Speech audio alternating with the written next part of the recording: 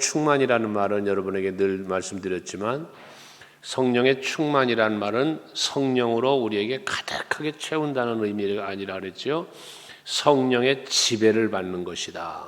성령이 이끄는 대로 사는 것이다. 이걸 성령 충만이라 말씀을 했습니다. 그러기에 오늘 여기 16절에서 너희는 성령을 따라 행하라 하는 이 말씀은 곧 성령 충만 받아라 하는 말씀과 같다는 것입니다. 우리가 성령을 충만하게 받아야 하는 이유, 성령을 따라 살아야 하는 이유가 무엇이냐? 그렇게 성령을 따라서 행하면 육체의 욕심을 이루지 아니하리라 그랬습니다. 육체의 욕심을 따라 살면 결국 욕심이 잉태하면 죄를 낳고 죄가 장성하면 사망에 이르게 되니까 우리는 사망의 길을 걷는 자가 아니라 생명의 길을 걷는 성도가 되어야 하겠기에 이 갈라디아 교회를 향하여 오늘 이 시간 여러분을 향하여 너희는 성령을 따라 행하라고 말씀하고 있는 것입니다. 그러므로 우리는 세상 욕심 따라가면 안 되고 육체의 욕심을 따라가면 안 됩니다. 성령 따라가야 합니다. 17절에는 육체의 소욕은 성령을 거스리고 성령은 육체를 거스리나니 라고 했습니다. 이 둘은 서로 대적함으로 너희가 원하는 것을 하지 못하게 하려 합니다 라고 했어요. 육체의 욕심과 성령은 대적 관계라는 거예요. 이 하나가 될 수 없고 일치가 될 수 없다는 거예요. 성령이 이끄는 대로 살아가면 육체의 소욕은 버리게 되어 있고 육체의 소욕을 따라가면 성령의 지배를 받지 않는 상태가 되어진다는 말씀입니다. 이거 대적 관계에 있다는 거예요. 여러분 하나님이 기뻐하고 마귀도 기뻐하는 건 없다고 그랬잖아요. 하나님이 기뻐하면 마귀는 싫어하고 마귀가 만약 기뻐하는 일이라면 하나님은 싫어하는 일이라고 그랬잖아요. 마찬가지 맥락입니다. 성령을 따라 살면 육체의 소욕은 버리고 육체의 소욕을 따라가면 성령의 생각을 버릴 수밖에 없다는 거예요. 더 나아가서 너희가 원하는 것을 하지 못하게 하려 한다. 누가? 육체의 소욕이 말입니다. 그럼 너희가 원하는 건 뭐냐 그 말이에요. 너희가 원하는 거. 성도가 원하는 건 하나님의 기쁨이 되는 삶이죠. 성도가 원하는 건 하나님의 나라입니다. 바라봄이. 근데 그것을 이루지 못하게 한다는 거예요. 그것을 행하며 살지 못하게 한다는 거예요. 무엇이? 육체의 소욕이 그렇다는 것입니다. 그러니까 우리가 살면서 육체의 욕심을 버리지 못하면 결국 우리는 하나님이 기뻐하는 삶을 살 수 없고 하나님 나라를 소망적에 바라보는 삶을 살 수 없다는 거예요. 하늘을 바라봐야 할 사람이 육체의 소욕에 빠지면 뭘 보여요? 땅을 바라보게 돼 있어요. 땅의 것에 매이게 돼 있다 그 말이에요. 골로새서 3장의 말씀에 보면 그러므로 너희는 위의 것을 생각하라. 또 위의 것을 찾아라. 이렇게 말씀을 합니다. 육체의 것을 생각하고 육체의 것을 바라보면 하나님을 잊어버리게 되는 거예요. 이스라엘 백성들의 모든 삶의 모습 속에서 또 많은 믿음의 선진들이라고 했던 사람들조차도 육신의 소욕에 빠져버리면 그 생각에 빠져들어가 버리면 결과적으로 뭐합니까? 육체의 욕심은 하나님 앞에 죄를 범하게 만들어요. 인간관계도 죄를 범하게 만드는 거예요. 다윗 같은 그 믿음의 선진이라고 말하던 사람도 밧세바라는 여인 때문에 육체의 정욕에 이끌려 간음하고 그리고 또 그 남편 우리아를 죽이는 살인죄까지 범하는 이런 악을 행하게 되어지는 거예요. 아간이라고 하는 사람은 물질의 욕심 때문에 하나님께서 전부 진멸하는 것을 가지 못하고 외투두벌이랑 보화를 갖다 감추는 이런 일을 행했다가 결국은 죽임을 당하는 이런 경우를 맞이하고 말지 않았습니까? 사울왕도 마찬가지. 아말렉을 진멸하라 했는데 남녀노소 말할 것도 없고 짐승까지도 다 죽여라 했는데 살찐 짐승들을 가지고 왔지 않았어요? 살찐 짐승 죽이기가 좀 아까웠겠죠. 그러다 보니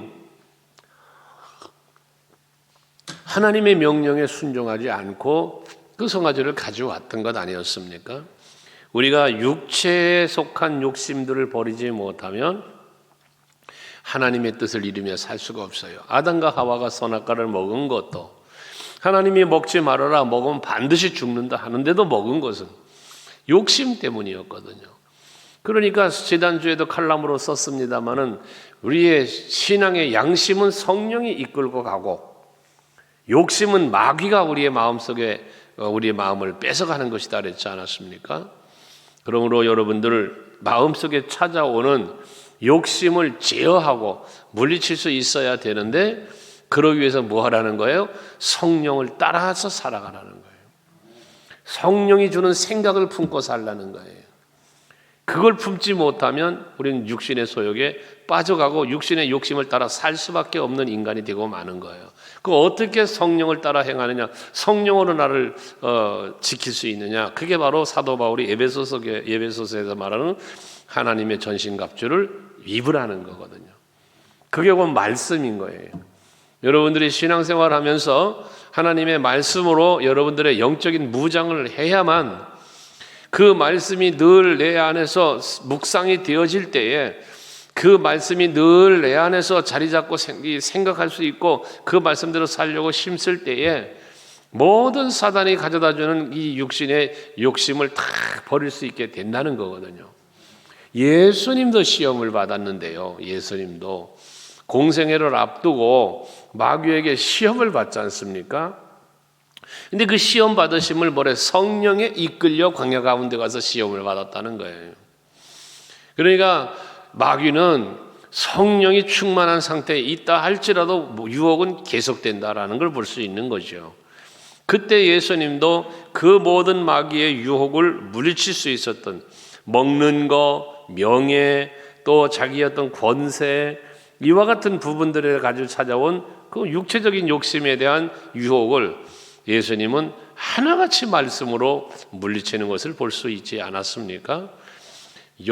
아빠 다윗 얘기를 했습니다만 다윗도 그런 악을 행했지만 그 악에서부터 돌이킬 수 있었던 근원이 뭐였습니까? 나단 선지자를 통한 책망이었습니다. 결국 그 하나님의 말씀이었습니다.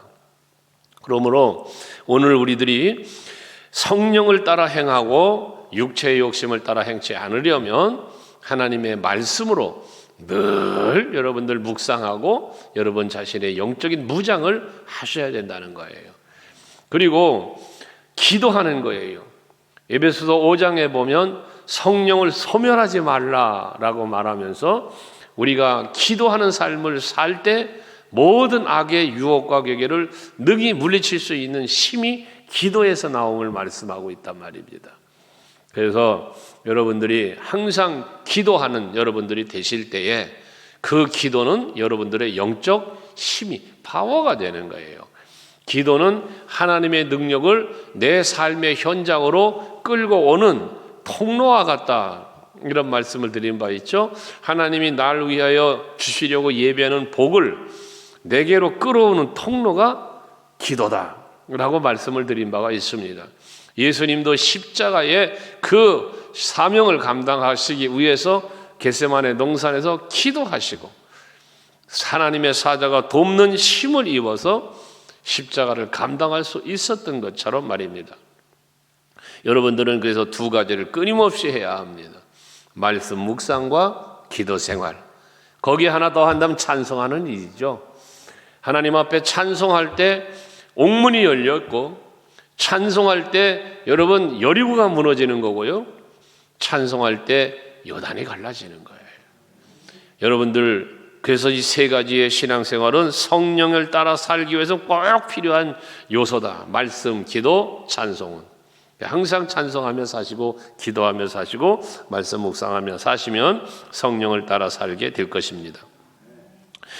그러면서 19절 이하에 육체의 일은 분명하니 하며 육체의 욕심이 여러분들을 유혹하고 여러분들의 시선과 여러분들의 마음과 여러분들의 발걸음을 이끌어가는 육체의 욕심들이 무엇인지를 쭉 나열해 놓고 있는 거예요. 21절까지 19절부터 21절까지 쭉 나열해 놓은 것들이 있는데 그걸 보시면 이게 전부 육신의 욕심대로 여러분들을 살게 이끌어가는 마귀의 유혹들이라는 거예요.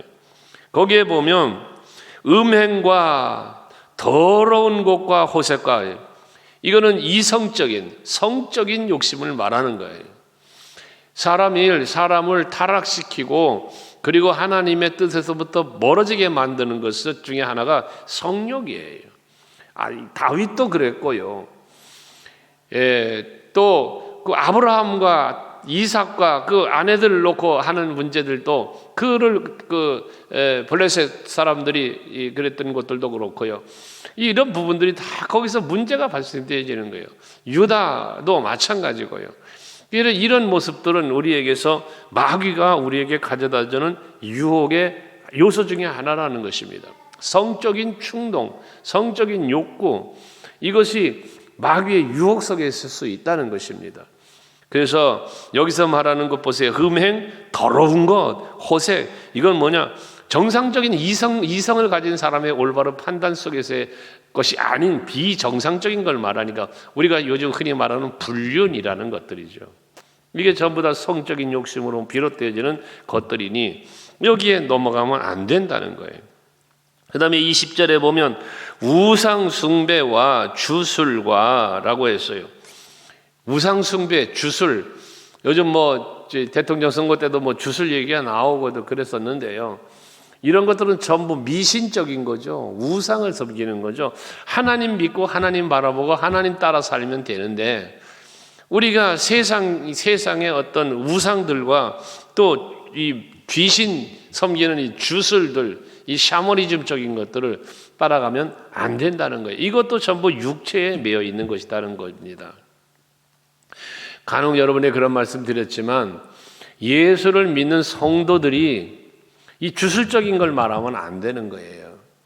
못을 아무데나 박으면 안 된다는 등, 이사를 가는데 손 없는 날, 이게 그런 달력이 또 있다며요. 그저 얘기 들어보니 달력에 손 없는 날을 표시한 달력도 있답니다. 또 그런 것들. 네? 옛날에는 그랬어요. 옛날에 달력 보면 저도 어린 시절에 이 달력들을 생각해 보면 거기에 막 이렇게 달력에 무슨 짐승 그림들이 이렇게 그려져 있고 그랬던 게 생각이 나요. 근데 그날은 그런 날이라는 거야. 이런 것들, 팔자가 어떻다는 둥, 무슨 띠냐는 둥, 이런 부분들. 우리 교회에서 제가 목회할 때 그런 일이 있었다니까요. 어떤 분이 이사를 가는데 교회보다 지금 살던 데도 먼데 거기서 더 멀리 간다는 거야. 왜 교회로 가까운 곳으로 기왕이면 이사를 오지 더 먼 데로 가는가 그랬더니 서쪽으로 가면 안 좋아서 동쪽으로 간대요. 어디 물어봤대요. 그랬더니 그가 사는 집에서 교회는 서쪽 방향이거든. 근데 그리 오면 안 좋다고 그런다는 거야. 그래서 동쪽 방향을 잡아갔다는 거예요. 이게 예수 믿는 집사의 입에서 나온 소리란 말이지. 여러분들 웃지만 여러분들도 무의식 속에서 흔히 하는 말들 아닙니까? 뭔 띠냐 이래가며. 다 샤머니즘적인 것들 아닙니까? 이런 것들로 우리 마음을 빼앗는 게 바로 육체의 욕심을 따르도록 하는 마귀의 유혹이라는 거예요.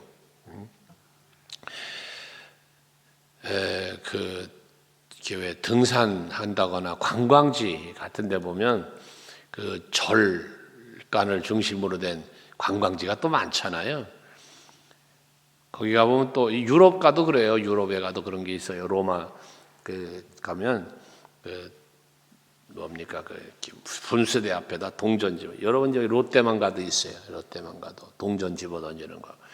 그래가지고 동전이 거기 들어가면 운이 좋다는가 어쩌나. 그거 채 던지고 앉아 있어요. 동전을. 동전이 잘 던져서 그 항아리 속에 들어가면 운이 좋으면 가서 맨날 동전만 던지고 앉아 있지. 쟤다 들어가면 운 좋을 테니까. 이게 다 이 주술 같은 게 해당되는 거예요. 손바닥에 왕자 쓴다고 왕이 됩니까, 여러분? 예? 그러니까 아닌 거야. 여러분 속지 마셔야 됩니다. 그 다음에 원수 맺는 것, 분쟁, 시기와 분냄, 당짓는 것, 분열, 이단. 이게 뭡니까? 다투는 거예요. 서로 시기하고 질투하고 나뉘고 싸우는 걸 말하거든요. 여러분 다툼이 없는 삶을 살려고 힘쓰셔야 돼요. 다툼은 어디서 다툼이 옵니까? 이 다툼은요, 이게 다 욕심에서 오는 거예요. 욕심. 내가 너보다 낫다는 거예요. 내 생각이 너보다 더 옳다는 거예요. 이게 전부 자기 주장이잖아요. 자기 주장. 그 자기 주장 때문에 원수를 맺게 되고, 자기 주장 때문에 분쟁하고, 자기 주장 때문에 시기하고 당짓고 이래 된다는 말입니다. 항상 말하지, 여러분 자기 생각 좀 버려라. 내 생각을 버리지 못하면 우리는 대접받는 삶을 살지 못해요. 자기 스스로는 내가 대단한 사람이냐 착각할 수 있을지 모르나, 더불어 살아가는 공동체 속에서는 자기 주장이 강한 사람은 인정받지 못해요. 존경받지 못합니다. 목소리 크니까 그냥 뭐 할 수 있을지는 모르겠어요. 하지만 많은 사람들 앞에 존경받는 자리에는 서지 못하는 거예요.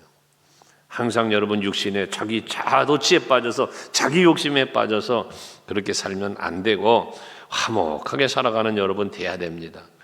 21절은 투기와 술 취함과 방탕함이라고 그랬어요. 투기하는 거, 이게 뭐 한다 그러냐, 그거를 이렇게 말 그대로 투기하는 거지 뭐. 다 욕심에서 오는 거예요.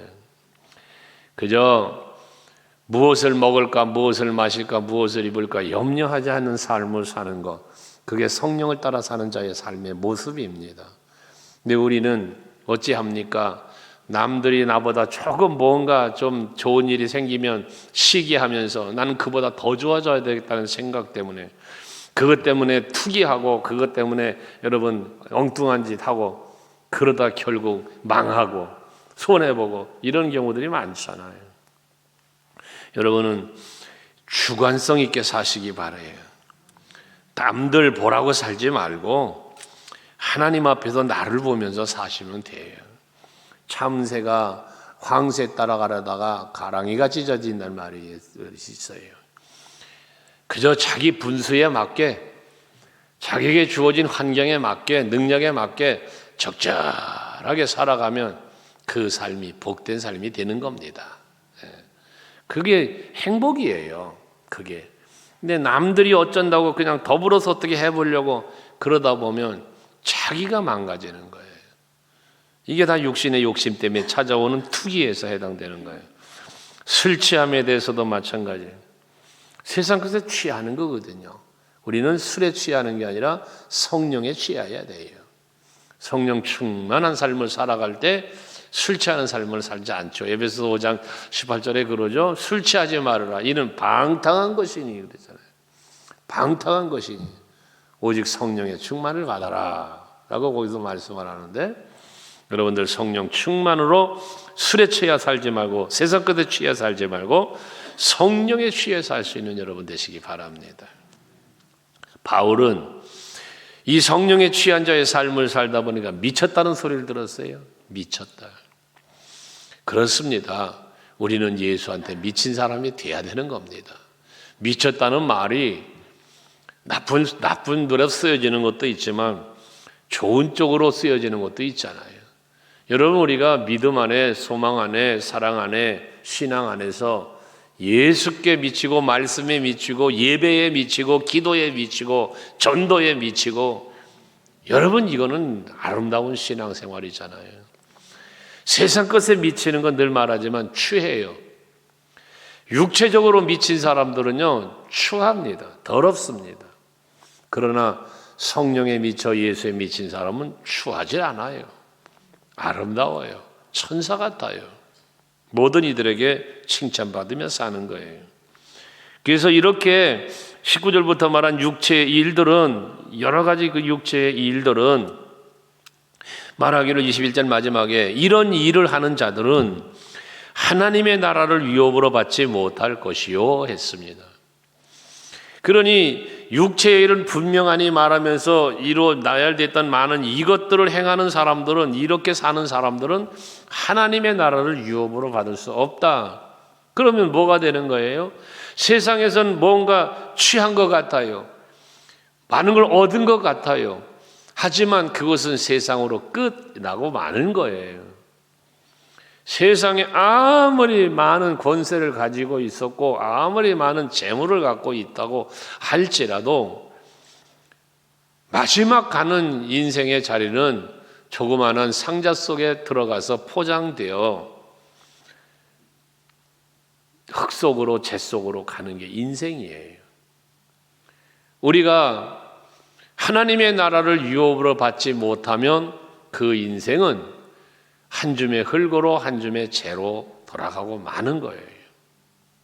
그러나 육체의 일에 매이지 않고 성령을 따라 살아가는 사람에게는 하나님의 나라를 유업으로 얻게 되는 거거든요. 이 사람은 육체는 비록 죽어 흙으로 돌아가고 한 줌의 재로 돌아갈지라도 그 영은 하나님의 나라에 가게 이르게 되는 것이고, 훗날 주님 오시는 날에 그 한 줌의 흙으로 재로 돌아갔던 육체가 부활하여 하나님 나라에서 다시 한번 우리에게 이 영원한 삶이 이루어진다는 거 아닙니까? 이게 성경의 약속이지 않습니까? 오늘 예배하는 여러분들은 하나님의 나라를 유업으로 받으신 분들이에요. 이미 예수 믿고 구원 얻은 분들이기 때문에 하나님의 나라를 유업으로 이미 받으신 분이다 말이에요. 그러니 하나님의 유업을 받은 자답게 우리는 육체의 일을 따라 사는 게 아니라 성령을 따라 사는 우리가 돼야 한다는 것이죠. 그러면 성령을 따라 살아가는 삶의 구체적인 모습은 뭐냐? 19절부터 21절까지는 육신에 매여 사는 사람들의 이야기를 했다면 22절 이하는 성령을 따라 사는 사람이, 여기 성령의 열매라고 그랬는데 이 성령의 열매는 뭐라고 그랬어요? 열매는 삶이에요, 삶. 그래서 성령의 열매하는 것은 성령을 따라 사는 삶의 행위, 삶 속에 나타나는 것들, 이게 열매예요.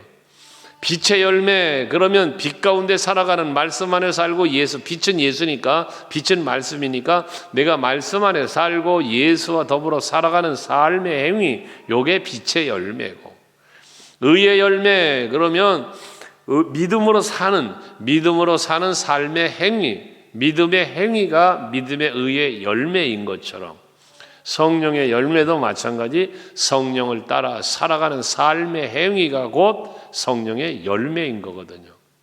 그러면 이 성령의 열매가 뭐냐? 9가지 열매를 말하잖아요. 사랑과 희락과 화평과 오래 참음, 자비, 양성, 충성, 온유, 절제를 말하는데, 이 여기 나열되어 있는 하나하나는 전부 다 결과적으로 뭐가 되느냐 하면 육체의 소욕을 이기는 권능이 바로 이 성령의 9가지 열매인 거예요. 그래서 언젠가 여러분에게 말씀드렸지만 사도행전 1장 8절에 오직 성령이 너희에게 임하시면 너희가 권능을 받고 했을 때 그 권능, 이게 곧 성령의 열매라고 말씀을 드린 바가 있어요. 여기 9가지의 이 열매는 결국 우리가 육체를 따라 살지 않도록 그 육체의 소욕을 물리치고 이겨내는 힘이 곧 이 성령의 9가지 열매라는 거예요. 간단하게 말하면 사랑은 육체의 욕심 속에서 앞에 말한 대로 원수 맺는 것, 분쟁, 시기, 분냄, 이런 것들, 이게 다툼이잖아요. 이게 미움이잖아요. 이런 것들을 이기는 힘이 사랑이에요. 그러니까 성령의 열매인 사랑의 열매를 맺는 사람은 뭐예요? 원수까지도 사랑할 수 있는 그런 능력이 있는 거예요. 여러분, 예수님이 원수를 사랑하라 하셨는데요, 원수를 사랑하는 게 쉬워요, 여러분. 원수까지 안 돼도 조금만, 원수는 아니야. 원수까지로 표현하기에는 좀 아주 작은 조그만한 일이라도 해도 내 마음의 상처만 조금만 돼도 내 마음에 맞지만 않아도 우리는 미워할 때가 있단 말이에요. 말 한마디 때문에도 미워하고, 어떤 사람은 표정 하나 때문에도 미워해요. 날 보고 웃지 않았다고 그러고, 나보고 눈을 흘겼다고 그러고, 그것 때문에 세상에 미운 마음이 들어와요. 그러니 사랑은 그런 마음을, 미워하는 마음을 제어할 수 있는 능력이 되는 거예요. 근데 이 능력이 뭐가 된다? 성령이 준다는 거예요. 성령이. 그래서 여러분 성령 받으시고 성령 따라 살면서 사랑으로 미움을 이겨가는 여러분이 되셔야 한다는 거예요. 희락. 여러분 슬픔을 이기는 게 희락이에요. 우리가 살다 보면 마음에 슬픔이 찾아올 때가 있어요. 괴로움이 찾아올 때가 있어요. 마음에 아픈 일이 생길 때가 있어요. 이때 그것을 이기는 힘이 희락이에요. 기쁨이에요. 기쁨. 이게 성령을 따라 사는 자가 누리는 은혜라는 것입니다. 이 희락 속에는 뭐가 있어요? 감사가 있는 거예요. 감사가. 기뻐하며 즐거워하며. 여러분들이 성령을 따라 사는 삶을 살면 항상 즐거워하며 사는 거예요. 항상 기뻐하며 사는 거예요. 항상 감사하며 사는 거예요. 이게 성령의 열매인 희락의 열매를 맺는 삶인 것입니다. 또 화평을 말하는데 화평은 뭡니까? 평화를 도모하는 거예요. 화평은 평화를 만들어가는 걸 말하는 거예요. 그러니까 이 화평은 피스메이커라는 말을 하는 건데 이거를 이루는 삶을 산단 말이에요. 문제를 야기시키는 게 아니에요. 분쟁을 일으키는 게 아니에요. 분열하는 게 아니에요. 화목을 도모하는 거예요. 마태복음 5장에 팔복을 말씀하시면서 예수님이 화평케 하는 자는 복이 있나니 그렇죠? 화평케 하는 자 이걸 말하는 거거든요. 성령을 따라 사는 사람은 화평을 도모해요. 분쟁을 일으키질 않아요. 이간질하질 않아요. 모함하고 그러질 않아요. 언제나 화평케 하는 일을 해요. 어제도 목사님들 만나서 같이 식사하고 헤어졌는데 그 목사님들도 식사하면서도 그런 얘기를 많이 했어요. 이 서로가 화평하게 하는 사람이 교회 안에 많이도 필요 없다요. 많이도 필요 없더라. 그 화평을 하는 도모하는 사람이 교회 안에 10사람만 있어도 교회 분위기는 좋아진다는 거예요. 10사람만 있어도. 그런데 목회를 하면서 보면 한 목사님 얘기인데 목회를 하면서 보면 화평케 하는 사람보다 교회 안에 싸우고 다투고 지가 최고라고 으뜸이라고 그러는 사람들이 더 많다는 거예요. 그래서 교회 안에 늘 시끄럽고 소요스러운 일들이 일어난다는 거예요. 여러분 화평케 하는 일을 앞장서 행하며 살아가는 여러분 되셔야 돼요.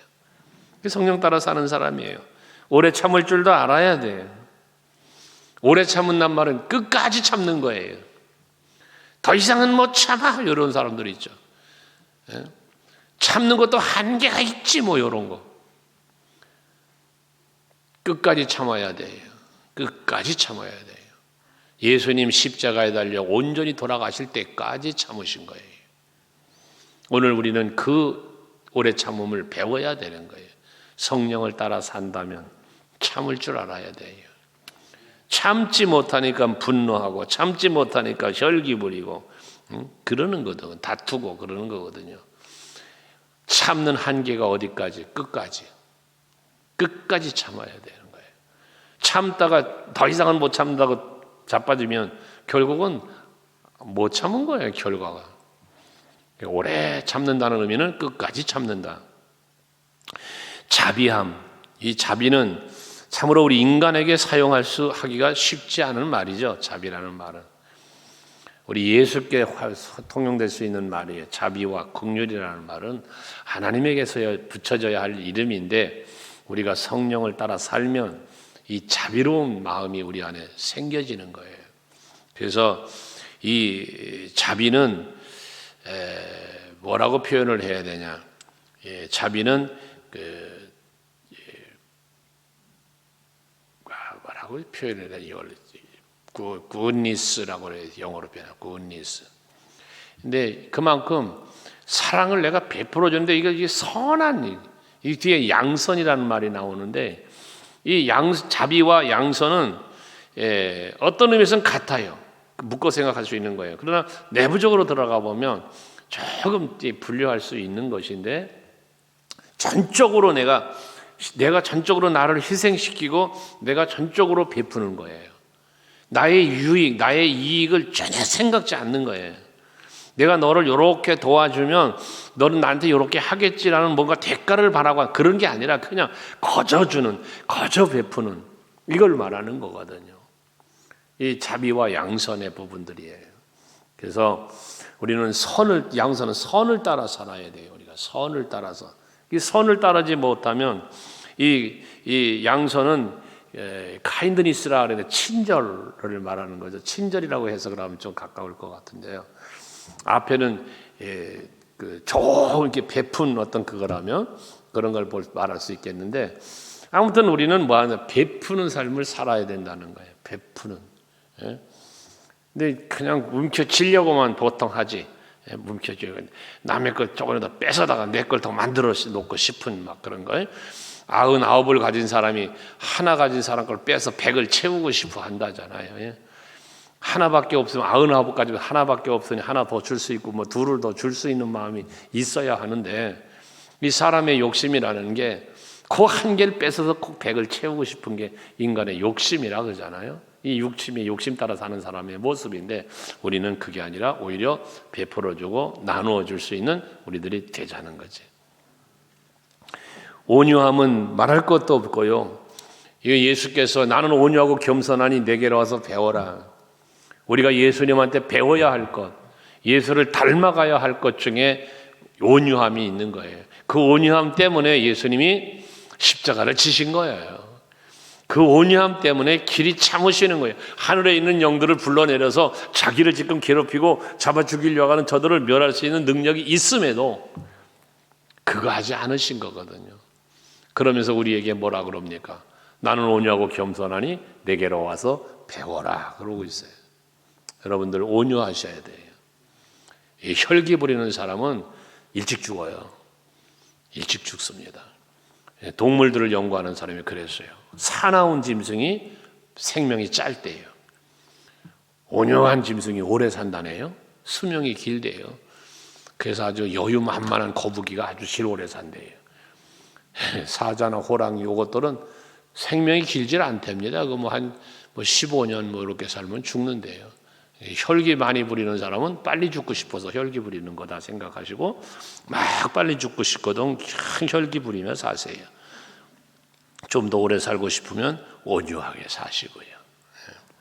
절제, 마지막이 절제예요. 절제는 2주 전인가 우리가 절제에 대한 말씀을 주일에 말씀으로 나눈 바가 있는데, 우리는 절제할 줄 아는 능력이 있어야 돼요. 사람이 절제력을 잃어버리면 이 절제하지 못하기 때문에 항상 사고가 발생이 되는 거예요. 육체의 욕심을 제어할 수 있는 힘이 있어야 돼요. 감정을 컨트롤할 줄 알아야 돼요. 근데 감정을 절제하지 못하기 때문에 항상 문제가 야기되는 거예요. 감정 컨트롤이 안 되는 거예요. 이 내 삶의 모든 것도 절제할 줄 알아야 되는 거예요. 근데 이 절제가 안 되니까 과용. 그래서 잘못되는 경우도 많이 봐요. 힘도 절제할 줄 알아야 돼요. 내 힘이 세다고 그 힘을 마구잡이로 써버리면 안 되는 거예요. 그것도. 모든 것을 절제할 줄 알아야 돼요. 특별히 육체에 관계된 것. 영적인 힘은 마음껏 쓰셔도 돼요. 그러나 육체의 욕심, 육체의 정욕은 절제할 줄 알아야 여러분이 살아요. 그래서 이와 같은 성령의 열매는 금지할 법이 없느니라. 금지할 법이 없느니라. 이 말은 뭡니까? 성령을 따라 살면 이와 같은 열매는 자동으로 맺혀진다는 거예요. 이걸 금지할 수 있는 방법이 없어. 성령을 따라가면 이 열매들은 그냥 맺혀지는 거예요. 여러분, 성령의 열매를 맺으려고 일부러 막 힘쓰고 노력하는 게 아니에요. 성령을 따라 살고 성령으로 충만해지면 열매는 자동으로 맺어지는 거예요.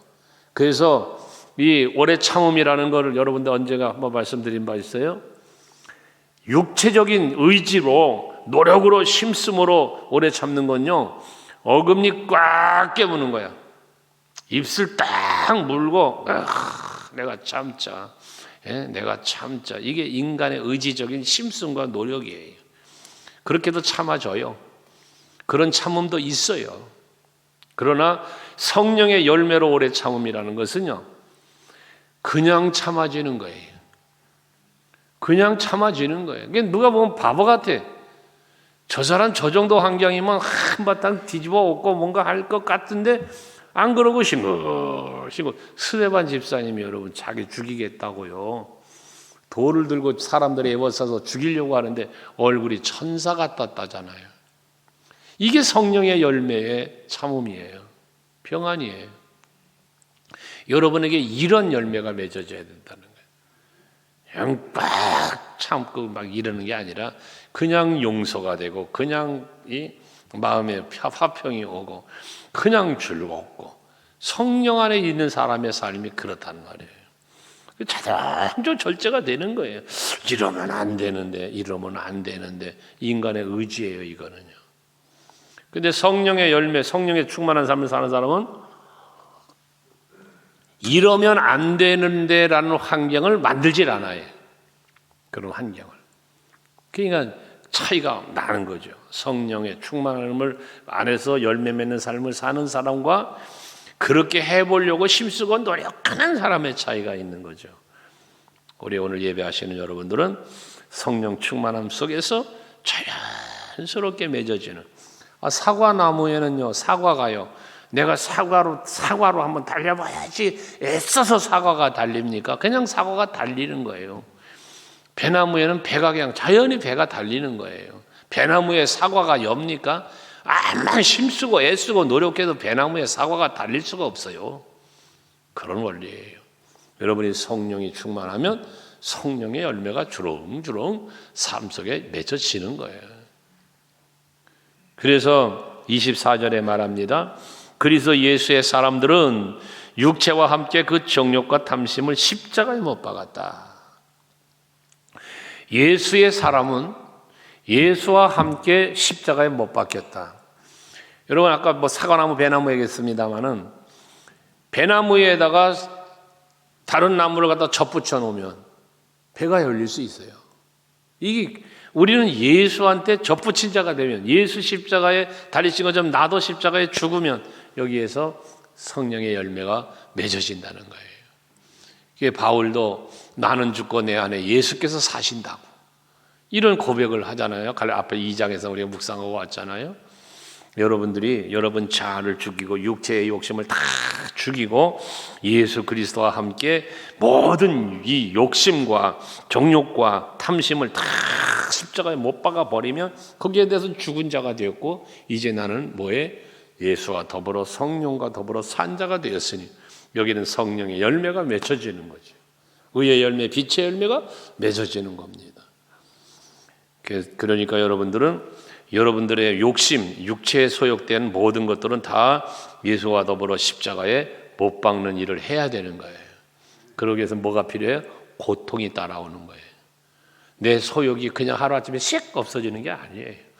십자가에 달려 죽는 고통이 따라오는 거예요. 그 고통이 지난 후에 이제 우리는 빛 가운데로 나오는 거니까요. 25절 만일 우리가 성령으로 살면 또한 성령으로 행할지니 헛된 영광을 구하여 서로 노엽게 하거나 서로 투기하지 말지니라 했습니다.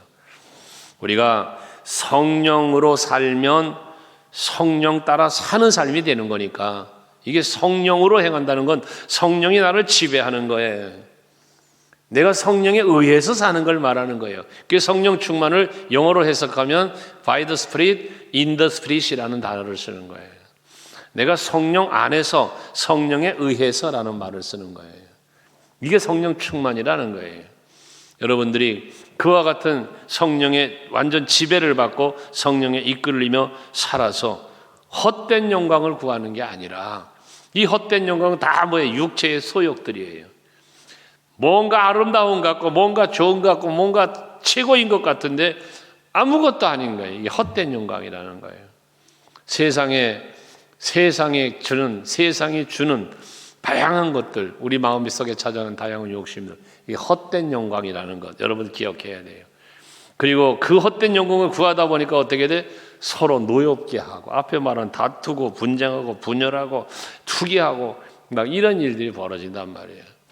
그래서 이제는 우리는 오직 성령으로 매어 살아서 나를 육체의 소욕으로 끌고 가려고 하는 모든 건 예수와 함께 십자가에 못 박혀 죽이고, 그 다음에 나는 성령으로 거듭나서 성령 충만함 속에서 성령이 이끄는 대로의 삶을 살아가지고 여러분들 아름다운 성령의 열매가 여러분 삶의 현장에서 풍성하게 맺어지는 여러분들 되시기 바라고, 그로 인하여 여러분들의 삶의 현장에는 아름다운 누림이, 만족이, 감사가 있는 여러분들 되시기를 바랍니다. 우리 같이 합심해서 한번 기도하시겠습니다. 말씀 생각하면서 나는 성령을 따라 사는 사람인가, 육신의 소욕을 따라 사는 사람인가 돌아보면서 아직까지도 여러분들이 이 육신의 일을 따라 사는 많은 그 방탕한 삶을 살고 있다면 회개해야 될 일이고요. 예수 십자가에 못 박는 그 아픔의 일들을 여러분들이 감당해야 되는 것이고요. 이제는 성령의 열매를 맺는 삶을 살게 해달라고 기도하시고, 하나님의 유업을 이미 우리는 받은 자들이니 그게 합당하게 살게 해달라고 우리 합심해서 기도합니다.